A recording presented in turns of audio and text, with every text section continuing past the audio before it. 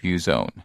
The 380 ACP is the bare minimum caliber for self-defense pistols. Not too long ago, people would say it was the 9mm, but with bullets with superb terminal performance were released, Lehigh Defense, Xtreme Defense, and ARX Polycase Inceptor, to name a few, the 380 ACP got a brand new lease on life. If you need a backup handgun that you can carry in your pocket, or if you have a medical condition that makes it difficult for you to handle the 9mm recoil, a pistol chambered in 380 ACP may be a great option. In this video, I'll talk about what, in my opinion, are the top 7 best pocket pistols in 380 ACP for concealed carry. Without further ado, let's begin.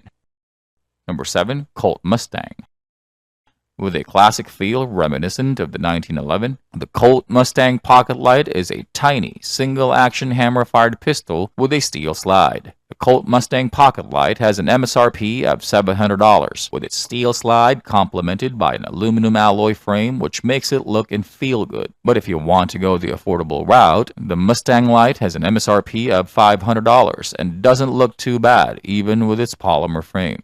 Both have an overall length of about 5.5 inches, a height of 3.98 inches, and a width of 0.75 inch. But if you're concerned that these pistols may be too thin for you, the grip panels are thick enough for a great purchase. Also reminiscent of the 1911's grip, the Mustang has an exposed commander-style hammer on a beaver tail that protects your hand against hammer bite. The mag release and thumb safety are positioned perfectly, and the trigger guard is rounded. If you want a pocket pistol in 380 ACP that has the aesthetic appeal of the 1911, you should look into the Colt Mustang.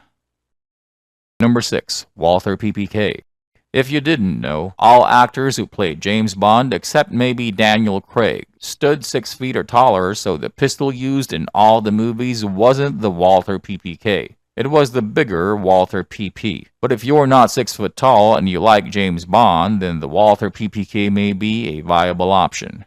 It may be small, but it's still a fairly heavy pistol weighing in at 22.1 ounces, which makes its recoil easy to control. This is thanks to the gun's all-steel frame. It measures 6.1 inches long, 3.8 inches tall, and its slide is just shy of 0.87 of an inch wide. The Walther PPK is a hammer-fired pistol with a DASA trigger. As can be expected with most DASA pistols, the first shot in double-action mode will have a significantly heavy trigger pull, which measures around 13.4 pounds. But all succeeding trigger pulls are in single-action mode, measuring only around 6 pounds. I have 2 nitpicks, though. One is the Walther PPK's low-profile sights. They don't give a good sight picture, which is fairly typical of pocket pistols, as some models don't even have sights at all, so it is a minor nitpick. The other thing I don't like is its price. With an MSRP of $800, the Walther PPK is prohibitively priced for a pocket pistol chambered in an anemic round, but street prices are within the $600 range, and it is James Bond's pistol, not to mention Walther's reputation. If you want one and can afford it, you should go for it. Number 5. Sig P238. Just like the Colt Mustang I mentioned earlier, the Sig P238 was patterned after the 1911. It measures 5.5 inches long, 3.9 inches tall, and 1.1 inches wide. Its rather beefy frame and slide makes it heavy, measuring in at around 15.2 ounces. And it's also a hammer-fired single-action pistol. Like the 1911, the P238's trigger pull is light, smooth, has no trigger creep, and the reset is really short. The slide is made of stainless steel, and the frame, which features a pronounced, easy-to-handle slide, is made of aluminum alloy. This all-metal construction makes the P238 another heavy pistol with an easy-to-manage recoil. Prices for the Sig P238 start at around $640, so it is on the pricey side. But if you look around, it can be purchased with a street price of around $550, making it a great buy. And because it comes equipped with Sig Light night sights, you won't have to upgrade your sights. Number 4. Glock 42.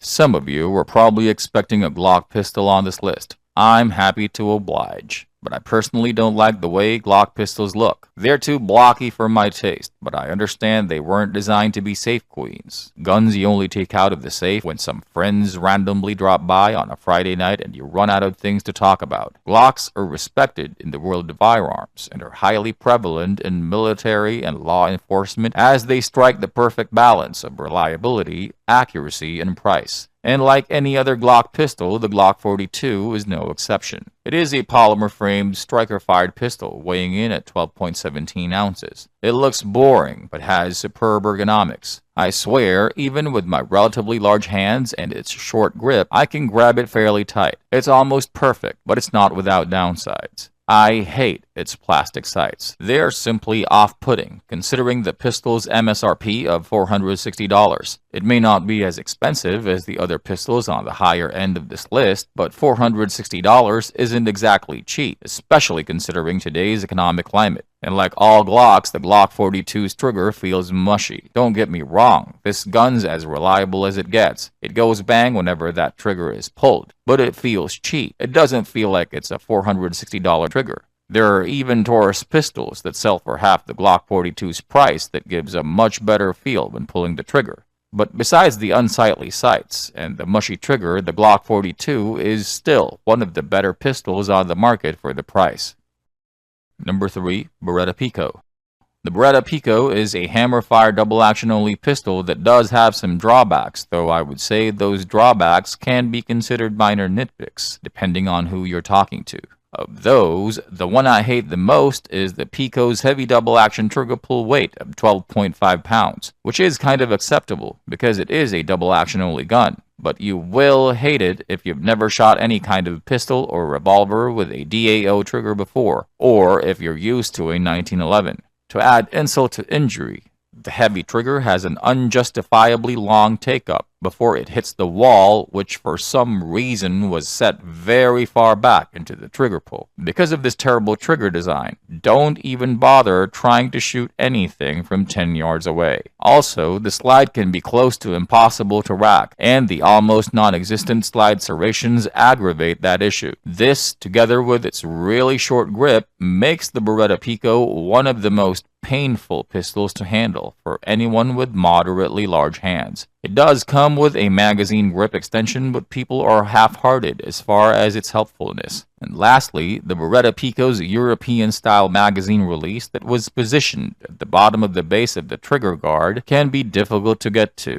And again, especially if you have particularly large hands. With all these things in mind, if you're of relatively tall stature, I can't help but think that maybe the engineers at Beretta didn't like tall people like you buying a Pico. But on the plus side of things, the Pico can be a real pleasure to disassemble and reassemble. Because of its modular design, which is similar to that of the Sig P238's fire control unit, the Pico's chassis is the serialized part of the firearm, making it the gun itself. Also, like the Sig P238's fire control unit, the Pico's chassis can easily be taken out of its frame, which makes the pistol highly customizable, allowing you to experiment with different grip sizes. And the sights on the Pico are also customizable. They're both drift adjustable, and you can replace them if you want, though admittedly, those sights can be really expensive at $79 a piece. With an MSRP of only $278, the Beretta Pico is a pretty good deal despite its drawbacks. Unfortunately, Beretta has already discontinued it, but you should still be able to find one at your local gun store. Number 2. Smith & Wesson Bodyguard 380. The Bodyguard 380 represents the creme de la creme in Smith & Wesson's concealed carry handguns roster. As the tiniest pistol of the bunch, the Bodyguard 380 is only 5.25 inches long, 4.3 inches tall, and an astonishingly 3/4 of an inch wide. Also, the lightest of all Smith & Wesson pistols, it weighs in at only 12.3 ounces. What I like about this pistol, besides its affordable MSRP of $395, is its aesthetics. The Bodyguard 380 has a stainless steel slide with a black anodized finish to keep with the utilitarian theme of the gun, though it doesn't look as blocky or as boring as any of the pistols made by Glock. The Bodyguard's barrel and drift adjustable sights are also made with stainless steel, both having a matte finish. Speaking of the sights, I found that the pistol's steel sights are just sticking out enough for fast acquisition, but low enough so they won't easily snag on clothing. The company also used anti-glare texturing on the sights like those on the LCP2, which I'll talk about next. One downside to the Bodyguard is that, like the Beretta Pico, it has a double action only trigger.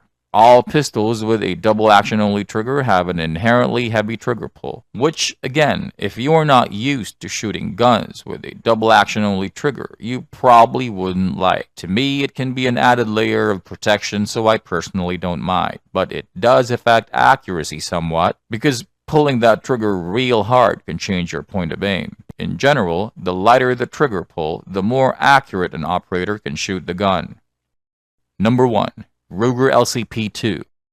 And finally, we have the Ruger LCP2. With an MSRP of $419, the value this gun offers is tough to beat. The LCP2's overall length is 5.17 inches, which means from the tip of its barrel to the back of its slide, it's 0.08 of an inch shorter than the Bodyguard 380.